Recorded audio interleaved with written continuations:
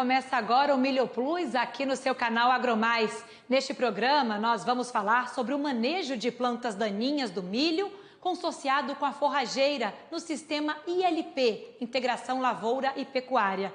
A Embrapa Milho e Sorgo tem realizado pesquisa nessa área e inclusive implantou uma unidade de referência tecnológica de ILP em Minas Gerais. Para falar sobre essa experiência e seus resultados obtidos até o momento, nós recebemos o engenheiro agrônomo da Embrapa, Maurílio Fernandes de Oliveira. Olá, Maurílio, seja muito bem-vindo aqui ao Milho Plus. Olá, Amanda, é um prazer falar com você no programa Milho Plus. Obrigada, Maurílio, o prazer é todo nosso. Eu queria que você começasse contando como é que foi o processo de escolha e implantação da unidade de referência tecnológica sobre integração lavoura-pecuária de corte em Minas Gerais? Pois é, Amanda, isso aconteceu há 15 anos, né? Quando a Embrapa expandiu a necessidade de estudos com ILP, e como a região central de Minas é caracterizada por um veranico acentuado de 30 dias, com um déficit hídrico podendo chegar até 20 dias, a opção pelo sistema ILP adotado pela equipe na época, ela é composta por 4 piquetes ou 4 sistemas de rotação que atenderiam às demandas locais, né? Então, foi escolhida uma área dentro da unidade de 22 hectares. Essa área de 22 hectares foi subdividida em 4 piquetes de aproximadamente 5 hectares, 5,5 hectares. E em cada piquete iniciou-se um sistema de plantio, um sistema de produção, né? E esses 4 piquetes eles estão trabalhando em rotação desde então. Então, as culturas escolhidas para a implantação desse sistema foram o milho, o sorgo, que são as forrageiras usadas na região, tanto para a produção de grão quanto para a produção de silagem, né? O pasto, que é uma região que tem a demanda por pastagem, também é o componente do sistema ILP, e a leguminosa, que entraria no sistema de rotação, ficou entre soja e milho. Inicialmente fiz a escolha da soja, porque ela estava dentro do risco climático para a região, e o feijão ficou como uma segunda opção. Então, desde 2005, esses 4 piquetes estão sendo cultivados e as culturas elas rotacionam entre si, mudam de piquete a piquete, inclusive com a presença de animais. Certo, Maurílio. E o que levou a Embrapa a desenvolver uma pesquisa na lavoura de milho sobre plantas daninhas e o sistema ILP? Conta pra gente. Então, essa é uma história bem interessante, Amanda, porque tradicionalmente a cultura do milho, ou as culturas de um modo geral, elas são estabelecidas e a prática para controle de plantas daninhas demanda que as culturas estejam no limpo até dentro de um período estudado. No caso do milho é 45 dias ou até a 4ª folha, no caso da soja até 50 dias. Então, tradicionalmente, as culturas eram tidas como ficar no limpo até esse período. A adoção do cultivo da forrageira com as culturas, principalmente do milho, né, ela imprimiu uma característica diferente no sistema produtivo. Até então, as culturas ficavam no limpo. Agora, a cultura ela não está mais no limpo, ela está consorciada com uma forrageira. E não está havendo a perda de produtividade da cultura. Então, ao trazer esse sistema para dentro da Embrapa Milho e Sorgo, estudos foram necessários para diagnosticar e caracterizar e conhecer como é esse novo sistema de manejo de plantas daninhas de uma cultura consorciada, visto que não mais há 45 dias a cultura estaria no limpo, ela estaria com uma forrageira consorciada, que tradicionalmente trazia competição. As plantas daninhas competem com a cultura neste período, mas da maneira como o ILP é colocado, a forrageira ela não compete com a cultura. Então, como que a forrageira não compete com a cultura dentro dos 45 dias? Várias tecnologias ou várias práticas foram adotadas, entre elas a adoção de subdosagem, a aplicação de subdoses de herbicidas, né? E promovendo o crescimento reduzido da forrageira, permitindo o crescimento do milho. Outra prática adotada foi o plantio defasado da forrageira, defasado no tempo e na profundidade, promovendo que a cultura do milho e do sorgo, por exemplo, pudessem sobressair em detrimento da forrageira, atrasando o crescimento dessa forrageira. Desta forma, você evitaria o estabelecimento das duas culturas dentro deste período e favoreceria a sua cultura. Essa é alguma das ideias pelas quais levou à necessidade de um estudo de plantas daninhas. Obviamente, uma terceira ideia, que como é um experimento da unidade, todo o time da unidade participa. Nós temos a equipe de fitopatologia fazendo os estudos de dinâmica de doenças, nós temos o pessoal da entomologia fazendo o estudo de dinâmica de insetos pragas e o time da planta daninha fazendo os levantamentos e acompanhando a dinâmica das plantas daninhas nos sistemas ao longo dos anos. Agora, Maurílio, falando sobre esse histórico de cultivo dos sistemas integrados nas áreas, nos 15 anos deste estudo, como é que tem sido o gerenciamento da rotação anual das culturas nos piquetes? Então, como eu disse inicialmente, eles são aproximadamente 4 piquetes de 5,5 hectares. Num primeiro piquete, nós temos o pasto, né? Um pasto implantado num piquete que adveio de uma rotação anterior. Seguidamente, sobre esse pasto, nós temos a implantação do milho consociado com a braquiária.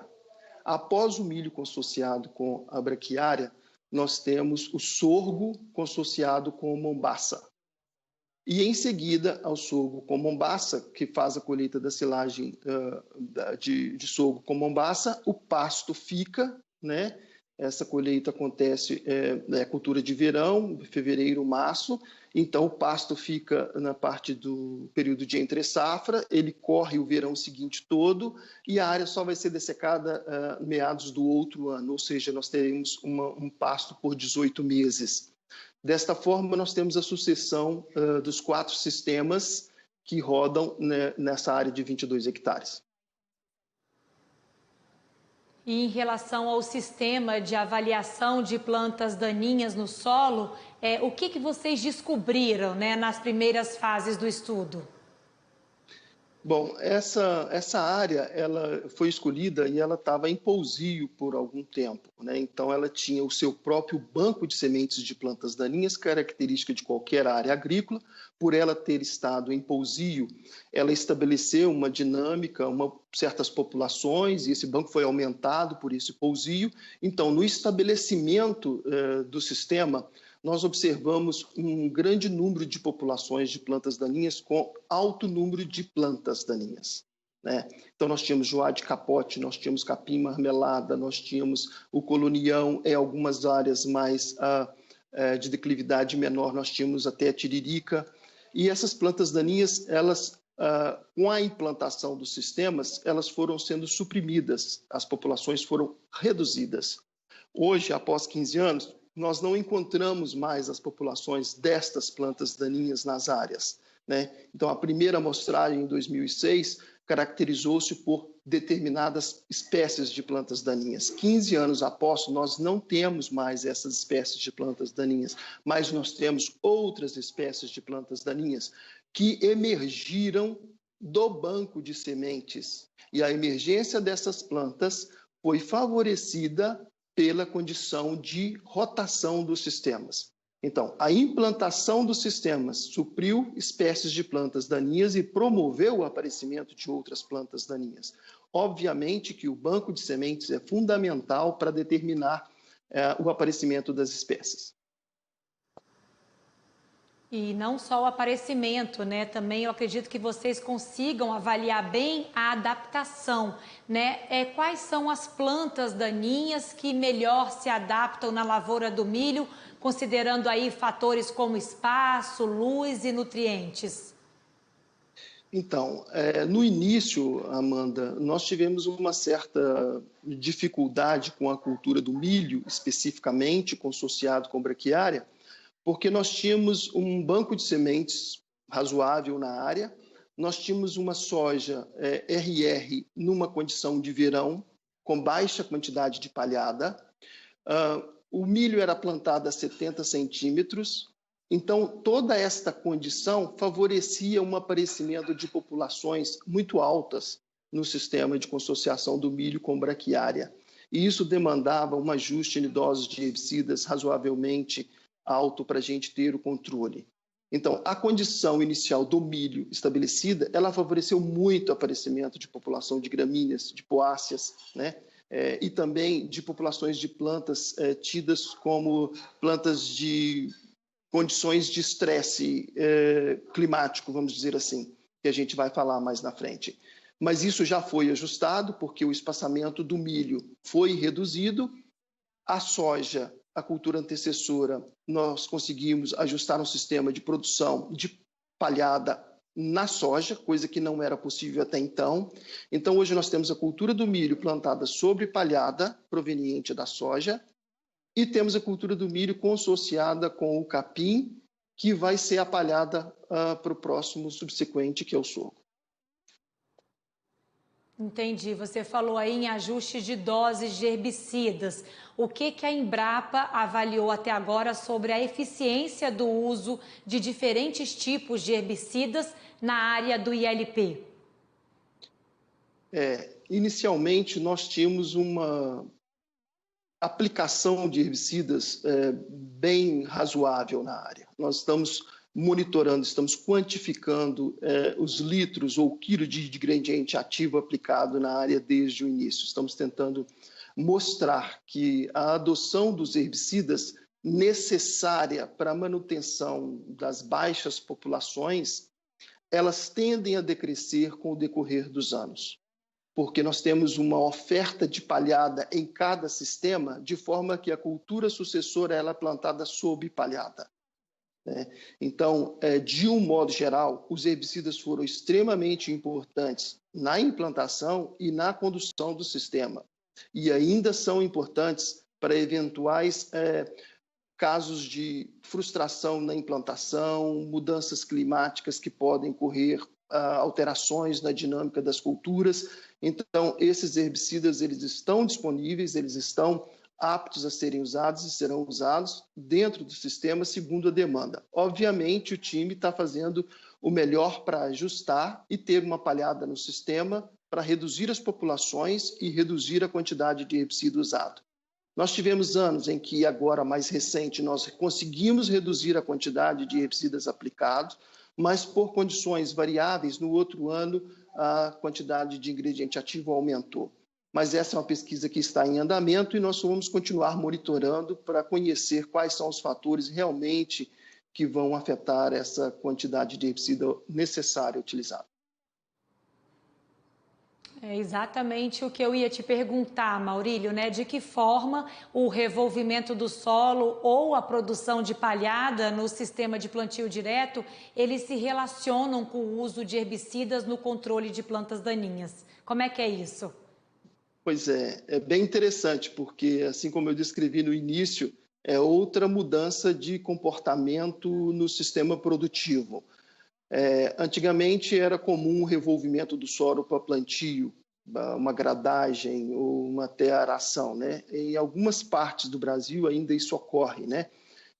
Esse revolvimento do solo. Como é caracterizada a dinâmica de plantas daninhas quando o solo é revolvido? As sementes de plantas daninhas elas se localizam na parte superficial do solo.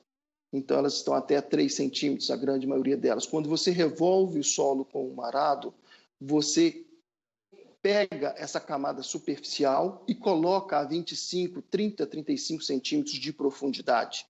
E o que estava a 35 centímetros de profundidade sobe.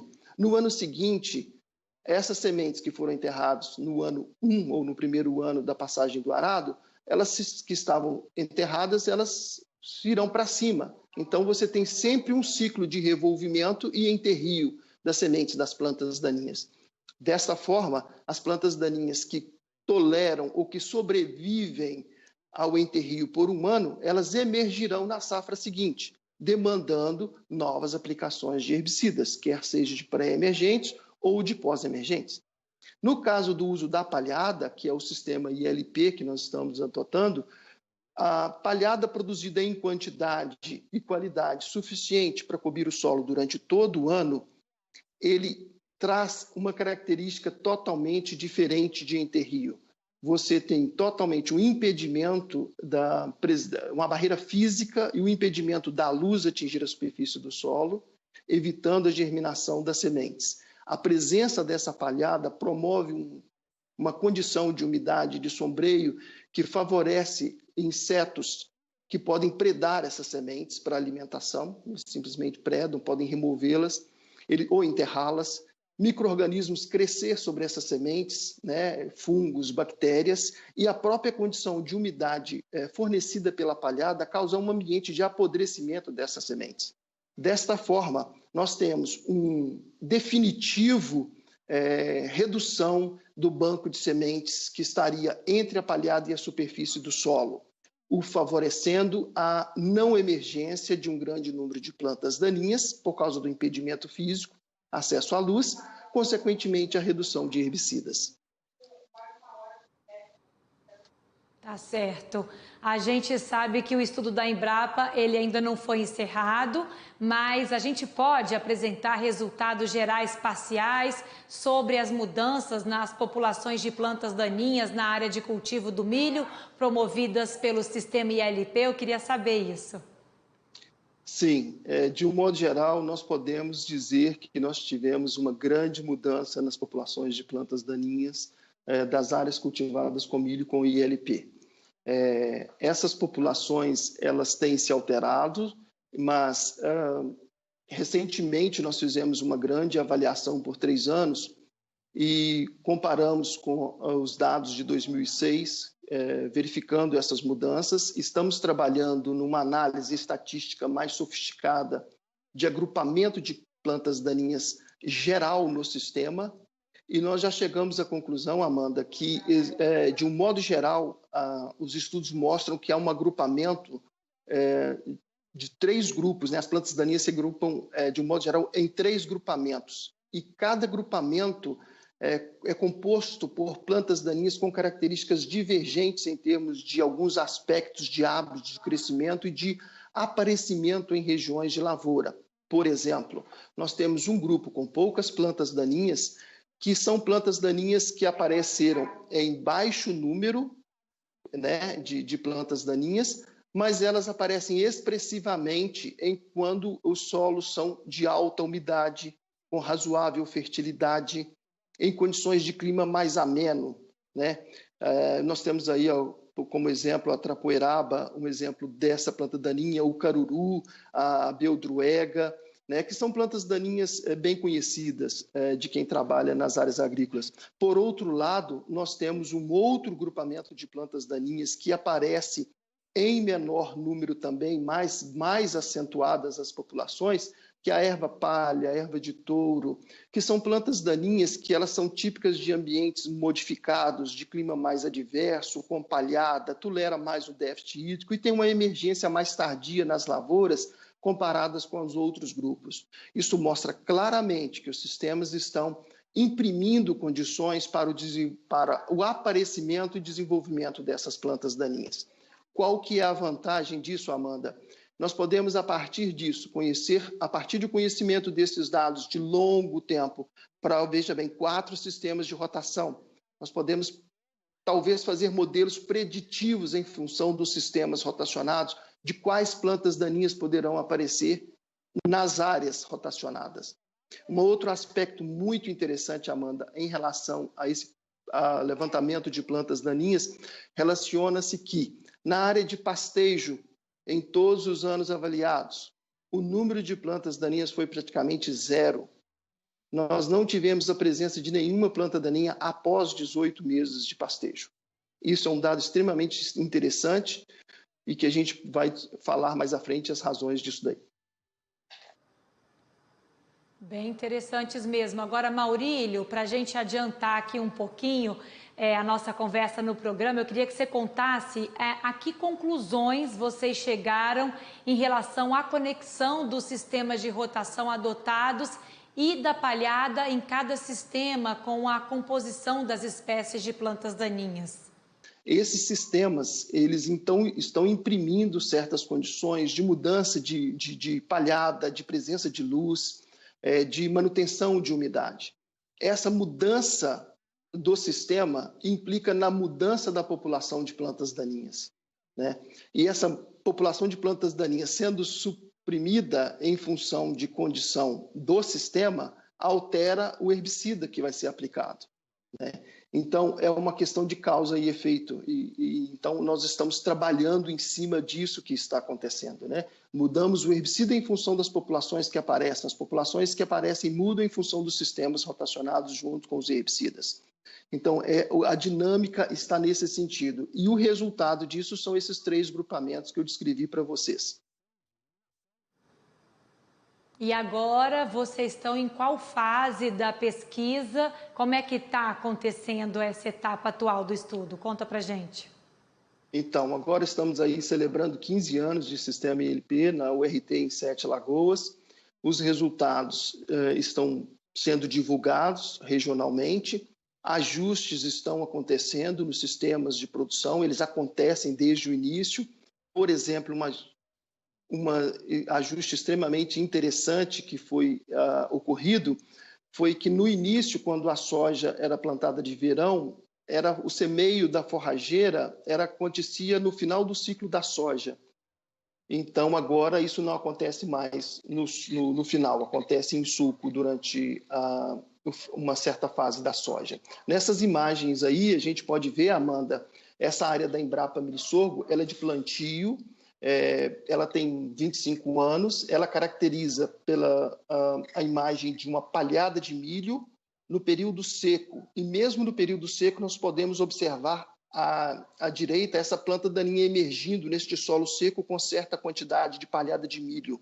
Isso significa que ter a palhada não significa que não virá plantas daninhas. Neste caso aí, nós temos de novo nessas 2 imagens essa mesma área, o capim amargoso, que é uma planta muito conhecida na região centro-oeste. Esse solo estava com aproximadamente 17% de umidade em base gravimétrica, e o capim amargoso, sobrevivente da colheita do milho anterior, ainda produzindo sementes, deixando propágulos. Outra imagem de uma planta durante esse período seco emergindo na área. Veja bem, essa não é uma área de ILP, essa é uma área de cultivo de milho com baixa palhada. Nessa mesma área de cultivo de milho com baixa palhada, que apareceu plantas daninhas, nós temos no início do período chuvoso, que são essas 2 imagens que vocês estão vendo, uma grande quantidade de população de plantas daninhas aparecendo logo no início do período chuvoso. Bom, você disse que palhada suprime plantas daninhas. Sim, a palhada suprime plantas daninhas, mas ela tem que ter quantidade e qualidade de cobertura do solo para evitar o aparecimento de plantas daninhas. Essa foto ilustra que mesmo uma certa quantidade de palhada de milho no início do período chuvoso não é o suficiente para segurar o banco de sementes de plantas daninhas, né? As 2 fotos mostram claramente a presença de plantas daninhas na área. Entendi. Maurílio, nosso programa está quase chegando ao fim, mas eu queria que você contasse quais são as próximas etapas daqui para frente na região central de Minas Gerais e qual que é a perspectiva, né, de recomendação de sistema com palhada para um menor uso de herbicidas. Conta para gente. Então, as etapas vão continuar sendo ajustes das culturas, né, aos sistemas e ajustes dos herbicidas. E nós continuaremos com os dias de campo, levando as informações necessárias e as mudanças. E, seguidamente, né, como vocês estão vendo aí, a lavoura de sorgo com a plantio intercalar do Mombaça, nesta imagem, né? Então, nós estamos mostrando aos produtores regionais, fazendo ajustes nas culturas. Você observa que tem palhada, tem a forrageira e com baixa incidência de plantas daninhas nessa imagem. Aí é a palhada de soja plantada sobre a palhada do pasto anterior, né, que é extremamente importante. Nós temos a soja hoje plantada sobre a palhada. Baixíssimas populações de plantas daninhas são encontradas nessa soja RR, e nós estamos ajustando, Amanda, né? Por exemplo, no caso da soja, o semeio da forrageira na soja era lanço, hoje se faz em suco, e se faz na parte mais mediana do ciclo da cultura, permitindo o estabelecimento da forrageira. É o caso dessa foto. Nessa foto nós estamos vendo a soja já em amadurecimento e o mombaça já verde. Assim que a soja for colhida, vai ficar um pasto de mombaça nessa área, Por quê? Porque o semeio era lanço após a colheita ou no final do ciclo da soja, agora o semeio é em suco no meio do ciclo da soja. Então, esses são ajustes que estão acontecendo nos sistemas, objetivando o aumento e o sucesso do sistema. Nesta figura, nós vamos observar que nós temos uma grande quantidade de palhada bem formada. Essa é uma palhada, uma fotografia do Vale do Araguaia, que o Henrique Amarinho Nunes me forneceu, mostrando que 7 quilos por hectare de rusiziense semeada produzia uma grande quantidade de palhada, o suficiente para cobrir bem o solo e impedir a emergência de plantas daninhas, por exemplo. Então, Amanda, continuando falando sobre a quantidade de palhada, a gente observa que não é só a quantidade de palhada que é desejada. Muitas vezes, a quantidade de palhada pode trazer transtorno quando mal manejada. Você tem uma redução do crescimento de plantas daninhas, o aparecimento e crescimento de plantas daninhas, todavia você pode ter problema com o estande da sua cultura. Se a palhada for muito intensa e se não tiver uma plantadora com as facas de cortes bem regulada, você pode ter problemas de abertura para a emergência da sua cultura e você ter problemas de estande. Neste caso, nessa imagem, nós vemos que essas sementes de soja estão emergindo sobre uma alta quantidade de palhada. Portanto, atentar para questões de ajustes e nas facas de corte das plantadoras. Muito interessante, Maurílio, esse estudo super detalhado aí da Embrapa Milho e Sorgo. Eu quero te agradecer pela participação aqui no nosso programa, por todas as informações que você trouxe aqui para a gente e até a próxima. Muito obrigado, o prazer foi meu, Amanda, e até a próxima. E a você que nos acompanha aqui no canal AgroMais, muito obrigada pela audiência e pela sua companhia. Até a próxima. Tchau, tchau.